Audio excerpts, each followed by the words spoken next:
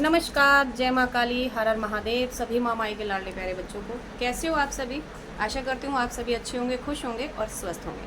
आज की वीडियो में हम जानकारी देने वाले हैं आर्थिक स्थिति खराब होने के कारण बनते बनते काम रुक जाते हैं।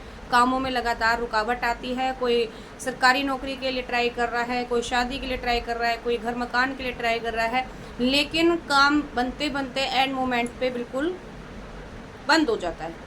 बिल्कुल काम में रुकावट आ रही है, व्यापार अच्छा नहीं चल रहा है, हर प्रकार की दिक्कत आ रही है।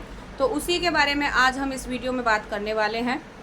तो उससे पहले यदि आज आप पहली बार इस चैनल पर आए हैं और अभी तक आपने चैनल को सब्सक्राइब नहीं किया है तो जल्दी से चैनल सब्सक्राइब कर लीजिए, बेल आइकन को ऑन कर दीजिए ताकि आने वाले हर लाइव और वीडियो का नोटिफिकेशन आपके पास पहुंच सके। और इस चैनल के माध्यम से मैं आपको आध्यात्म में आगे बढ़ने के बारे में, आपके जीवन में चल रही समस्याओं के हल के बारे में जानकारी देने का पूरा प्रयास करती हूँ। और आप भी मुझे कमेंट में अपने सजेस्ट जरूर लिखा करें, आपको वीडियो कैसे लगते हैं और आप मेरा वीडियो कहाँ से देख रहे हैं ये भी मुझे ज़रूर बताएं। साथ ही वीडियो को लाइक करना बिल्कुल भी ना भूलिएगा, क्योंकि आपके एक लाइक से मुझे बहुत ही ज़्यादा मोटिवेशन मिलता है। तो बिना देरी किए हुए शुरू करते हैं आज का वीडियो।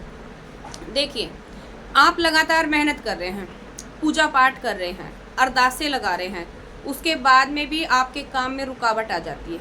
क्यों आ जाती है? सबसे मेन चीज़ होती है यहाँ पर भाव। यदि आपने कोई अरदास लगाई है माँ भगवती के नाम से, या आपने कोई भी माँ का पाठ करवाया है, कोई भी पूजा अर्चना करवाई है, लेकिन उसके बाद में भी आपके काम में रुकावट आ रही है, काम फलीभूत नहीं हो रहा, समस्या वैसी की वैसी है, तो यहाँ पर आपको आज मैं एक छोटा सा उपाय बताऊंगी जिसको करने से माँ भगवती असीम कृपा प्राप्त होगी और माँ आपके जो भी काम में रुकावट आ रही है उन्हें सबसे पहले आगे आकर आपके कार्य को रास्ता दिखाएगी।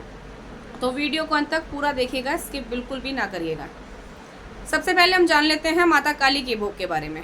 यदि आपके काम में रुकावट आ रही है, लगातार बार बार काम रुक रहे हैं, तो उसमें आपको क्या करना है? माँ को पहले एक अर्जी लगानी है। माँ को एक अर्जी लगानी है। अर्जी में आपको क्या लेना है? अर्जी में आपको लेना है एक सूखा नारियल, 1.25 मीटर लाल कपड़ा, उसके अंदर आपको रखना है एक बताशा, 2 लौंग के जोड़े, 1 इलायची और 1 रुपये का सिक्का, या अपनी श्रद्धा अनुसार आप कुछ भी माँ के लिए उसमें भेंट रख सकते हैं। 11, 21, 51, 101 जो भी आपकी श्रद्धा है वो आप उसमें रखेंगे। साथ में माँ का 16 श्रृंगार जरूर रखेंगे उस अर्जी के अंदर आप। और माँ भगवती के सामने संध्याकालीन शनिवार के दिन शाम को 7 बजे से 8 बजे के बीच में आप ये अर्जी माँ को भेंट करेंगे। उसमें माँ को आप अपना नाम बताएंगे, माँ को अपने कुल देवी देवताओं का नाम बताएंगे, अपना कुल गोत्र बताएंगे, अपने पिताजी का, माताजी का, अपने पति का, ये नाम आपको उनको बताएंगे। जैसे आप किसी जॉब के लिए इंटरव्यू देने जाते हैं उस समय जो आप इंट्रोडक्शन देते हैं, उसी प्रकार से आपको माँ को अपना इंट्रोडक्शन देना है। आप कहाँ से अर्जी लगा रहे हैं, किस काम के लिए लगा रहे हैं, वो माँ को आपको बताना है।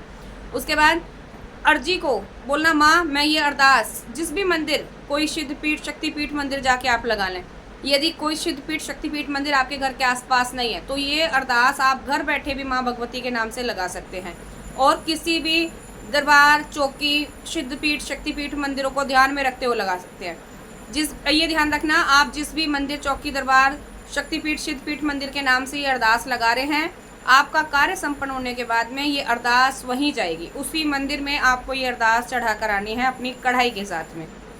ठीक है, तो आप वहाँ से वो अरदास लेकर चलेंगे, अपने घर ले जाकर रखेंगे और 41 दिन तक वहाँ पर आप माँ के नाम का एक चौमुखा दिया लगाएंगे। उसमें 2 लौंग के जोड़े डालेंगे, थोड़े से काले तेल डालेंगे और सरसों के तेल का चौमुखा दिया 41 दिन तक लगाएंगे। 41 दिन में यदि आपकी मनोकामना पूरी हो जाती है तो बहुत खुशी की बात है। यदि नहीं होती है तो आप नॉर्मल एक सिंगल बाती का दिया लगाएंगे।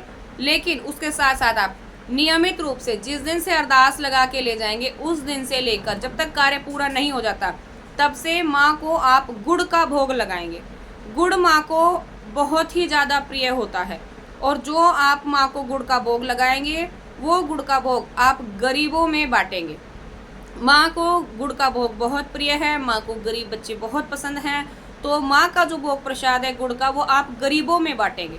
गरीबों में आप गुड़ दान करेंगे जिससे माँ भगवती बहुत प्रसन्न होगी और आपके जो भी कार्य में रुकावट है 99-100% आपका कार्य माँ भगवती स्वयं आकर के रास्ता दिखाकर खुद करवाएंगी।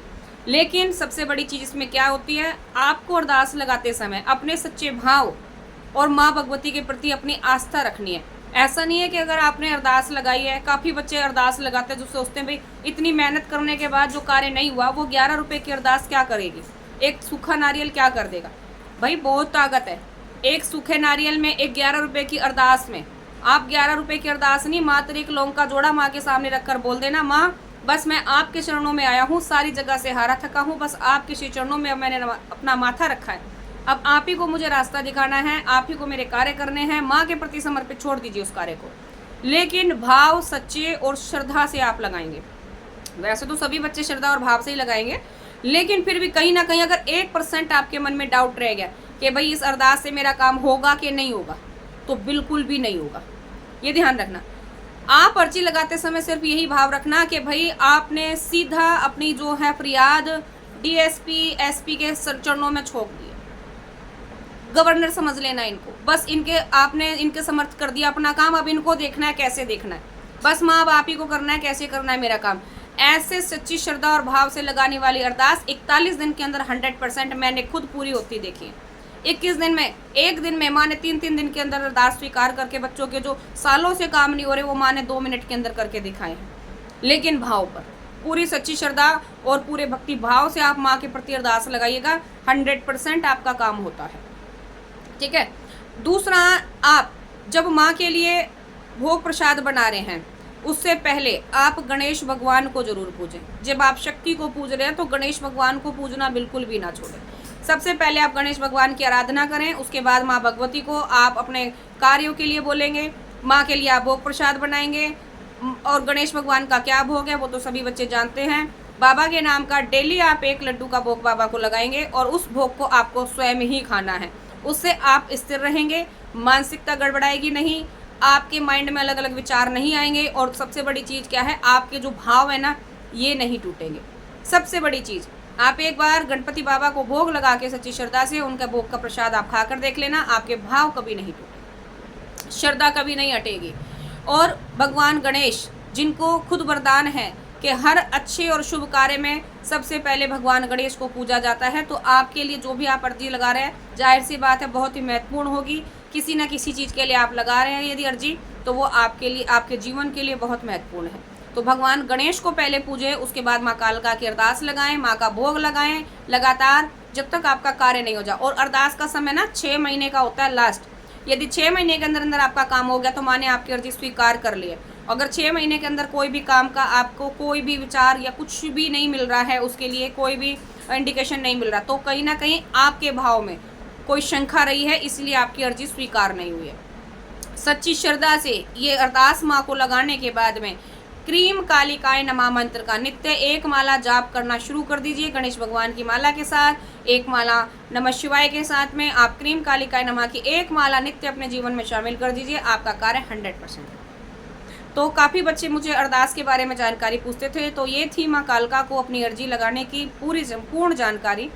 तो वीडियो अच्छा लगे तो इसको लाइक ज़रूर कर दीजिए, शेयर कर दीजिए। साथ में कुछ बच्चे मुझे वीडियोस में कमेंट करते हैं, दीदी आपसे पर्सनल बात कैसे हो, तो मेरे हर वीडियो में आपको ये ऊपर नंबर दिखाई दे रहा है, ये नंबर मुझसे पर्सनल बात करने के लिए है। व्हाट्सएप पर मैसेज करके आप पूरी जानकारी प्राप्त कर सकते हैं किस प्रोसीजर से आपकी मुझसे वीडियो कॉल पे बात होगी। ठीक है, तो मिलते हैं आपसे नेक्स्ट वीडियो में ऐसी और अधिक जानकारियों के साथ। तब तक के लिए सभी को जय माँ कालका, हर हर महादेव।